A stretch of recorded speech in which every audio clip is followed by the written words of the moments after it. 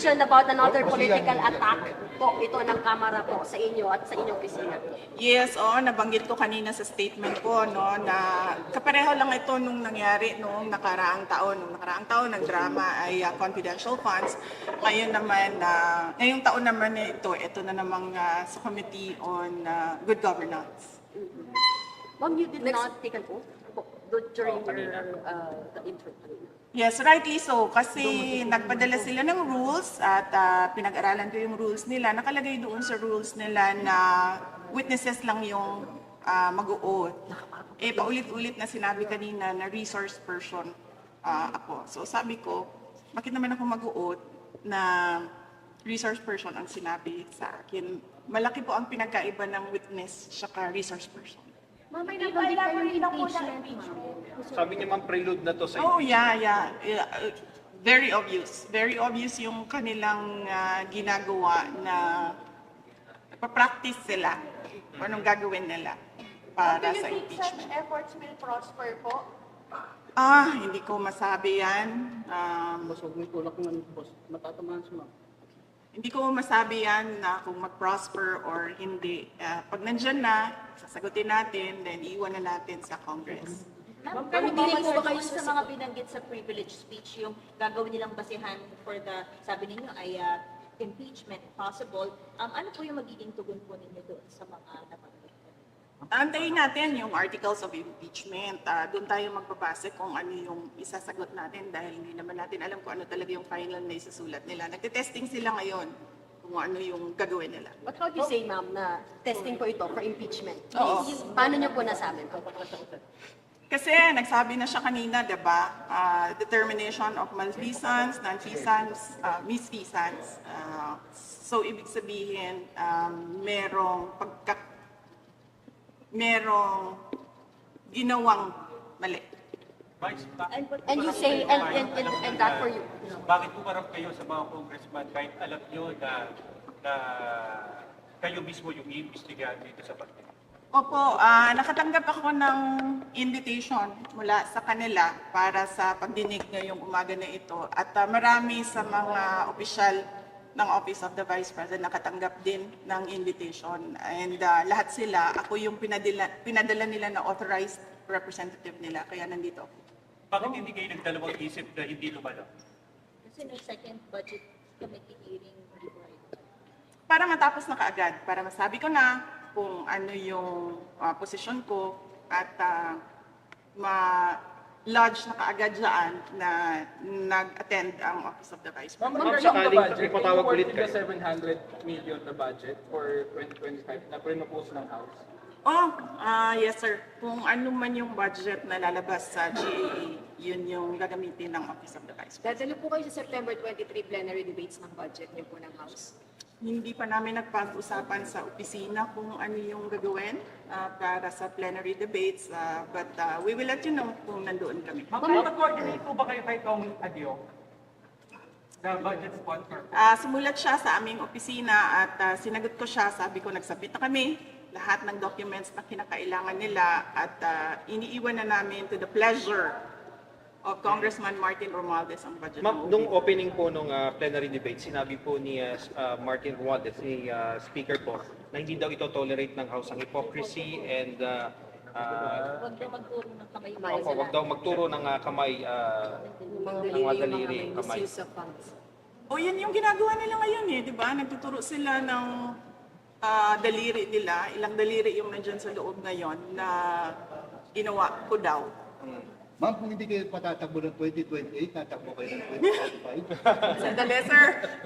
Ang layo ng 2034. 25. 20, ito, hindi ako tatakbo sa 2025 elections. Magpapahinga ako for midterm elections. Ma'am, ang nasabi pala ni Speaker is yung hindi daw niya ito-tolerate ang hypocrisy and evasion. Ano pong reaction niyo doon? Pero wala naman po siya pinangalanan.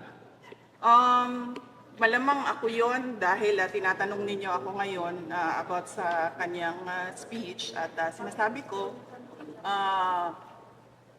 kung ano yung ginagawa nila ngayon dyan sa loob, yan yung inilarawan niya sa kanyang speech. Ma'am, you requested the committee to terminate this Minsan hearing. lang. Oo nga, oh. Ma'am, you requested. Thank you, Wala ma'am. na tayo, lunch break na. Thank you, ma'am, for accommodating us. Ma'am, you requested the committee to terminate na po itong hearing. Why? Oo, kasi yun yung posisyon ko. Nagpa-practice sila kung ano yung kakagat sa impeachment. Kahit anong gawin nila, wala talaga kaming ginawang mali sa Office of the Vice President. Yan ang rason kung bakit ayaw pumunta ng mga tiga-Office of the Vice President. At sinabi nilang ako na lang yung ipapadala nila. Ma'am, sa next hearing, Notice of disallowance. Sagutin niyo na po ng OVP yung notice of disallowance. May 6 months kami. When do you plan namin to submit po? I think January ata yung... I do not have the timelines right now, sorry. ma'am, sa next hearing nitong good government, attend pa ba kayo or enough na yung kanina? Magdedepende yan sa kung anong gagawin nila sa loob ng committee. Ma'am, yung ibang congressman nagsasabi po na wala naman daw po silang usap-usapan about impeachment. Sa inyo lang daw po nanggagaling yun pong impeachment na allegations. Naku, sino tiga-inquirer dito? Why, ma'am? Wala dito? Vice, so, Kasi last year, di ba lumabas na yung interview ni Congresswoman Franz Castro at sinabi niya na may impeachment at sinabi niya yung 3 na grounds for impeachment. Last year pa yun, ma'am. Ma'am, I'm from Inquirer, pero clarify din po ni Congresswoman Franz na hindi raw involved yung leadership. Sabi niya po, hindi raw involved yung leadership dun sa... Hindi naman kailangan kasi talaga involved yung leadership. So bakit siya nagde-deny? It's enough na pinag-uusapan ng mga members of the House of Representatives ang impeachment. Hindi naman kailangan involved ang leadership. pero ano sinasabi ng mga kaibigan nyo? Ongoing pa rin ba yung usapan sa impeachment? Paano ba? Ano sinasabi sa inyo ng mga close friend nyo dito sa House? Ang sinasabi sa akin ng mga tiga Mindanao, ang sinasabi sa akin ng mga tiga Mindanao ay pinag-uusapan talaga ang impeachment. At kapag tinatanong sila kung anong mangyayari sa 2028, at sinasabi nila si Speaker Martin Romualdez daw ang candidate for 2020. Ma'am, Si amid all, President Marcos, nagkausap na ba ulit kayo amid sa mga nangyayari na ito? Wala. Hindi naman kasi kami talaga nagkausap niyan. Hindi kami magkaibigan. Unang-una, nagkakilala na kami dahil naging running mate kami. So, bago pa man kami naging running mates, hindi na kami nag-uusap. Nagkausap lang kami during campaign at dahil sa trabaho noon, banda ngayon, hindi na kami Pero ma'am, nag-uusap. kailan po yung last na Ang kaibigan ko talaga si Senator Amy Marcos. Kilala niya ako since 2012. Pero ma'am, kailan po yung last na pag-usap po ng Nung nag-tender ako ng resignation, yun yung last na nagkausap kami ni President Ma'am, do you think Marcos. kung si President Marcos magsalita para sa inyo and on behalf of you, baka maayos kaya itong nangyayari dito sa Kongreso? Alam nyo, kasi madami hindi nakakilala sa akin, pero mag-share ako konti ng ugali ko. Hindi ako humihingi ng tulong. Alam yan ng tatay ko, naging mayor siya, naging president siya. Hindi ako humihingi ng tulong talaga. Ma'am, sa Kaya nga kanina kung nakita ninyo, lumapit ako kay Congresswoman Gloria Arroyo. Sinabihan ko siya, ma'am, huwag ka na magpa-stress. Dahil dito sa ginagawa nila sa akin, kaya ko ito. Don't stress yourself about it. Yan din ang sinabi ko kay Congressman Marcoleta. ma'am, sa gitna po ng lahat ng ito, how are you po? How do you feel about what's happening right now? And you mentioning even about the impeachment complaint or possible. Iniisip ko lang na kapartihan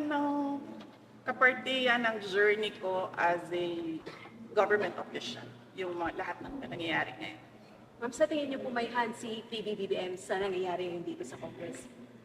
Actions against you and the Duterte family. Sa tingin niyo may hand si Pangulo? Ma'am, hindi ko sagutin yan kasi sarcastic yung sagot ko dyan. Next. So, kumusta si Presidente Duterte? Kumusta yung mga advice niya sa inyo sa nangyayari ngayon Bibi? Okay naman ata siya. Hindi kami nagkakausap ni former President Rodrigo Duterte. Pero sinasabihan ko lagi yung mga nakapalibot sa kanya, nasabihan siya na huwag pa-stress sa nangyayari. Tulad ng sinabi ko din kay Ma'am GMA kanina.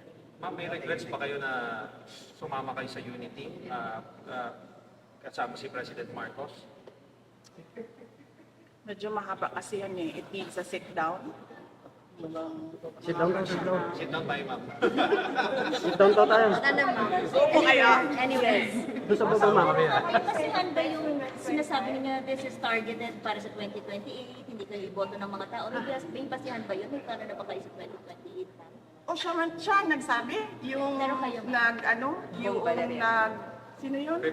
Yes, yung nag-privileged speech, siya yung nagsabi Pero kayo, ma'am, na huwag pagkatiwalaan, yan ba yung gusto or nag-aambisyon mag-presidente? Siya yung nagsabi. pero kayo, ma'am, wala Pero kayo ba, tatakbo ba kayo 2028? Noong 2019, tinanong ninyo ako kung tatakbo ako sa... Noong 2017, tinanong ninyo ako kung tatakbo ako sa 2019. Noong 2019, tinanong ninyo ako kung tatakbo ako sa 2022 at sinabi ko na mag-a-announce ako kung tatakbo ako or hindi January 2021. Sinabi ko magsasagot ako January 2021. Ngayon? Sa ngayon, this very minute, magsasabi ako kung tatakbo ako sa fourth quarter ng 2026. 2026. Bibi, sorry to ask this question. Nagsisisi po ba kayo hindi nyo sinunod yung payo ng tatay niyo about sa pagtakbo? Hindi nyo That is a very good question. Needs a sit down. Bibigyan kita ng pakunti ngayon. Naririnig niyo si PRD, di ba ngayon? Nagsasabi siya, huwag ka tumakbo, President. Ngayon, sinasabi niya, yan din ang sinabi niya noong 2021. Huwag ka tumakbong President. Kasi nanggaling na ako dyan, sabi niya, hindi siya madali na trabaho. Maawa ako sa iyo. He never said na run for President. Pero ma'am, never again na po kayo to team with the Marcoses. may sasabihin pa si Ma'am Ford. Yes, I am. Pero ma'am, mga never again na to team with the Marcoses. Never again. Why, ma'am? Sit down tayo. Sige, ma'am. Kailan niyo gusto, ma'am? Sa baba, ma'am. Ma'am, last question na lang. You kind of turned emotional when we asked you kamusta ka na kanina and you not asking for help to anyone, even kay CGMA, kay Kung Ma'am. makikita niyo, di ba, kahit asawa ko wala siya dito.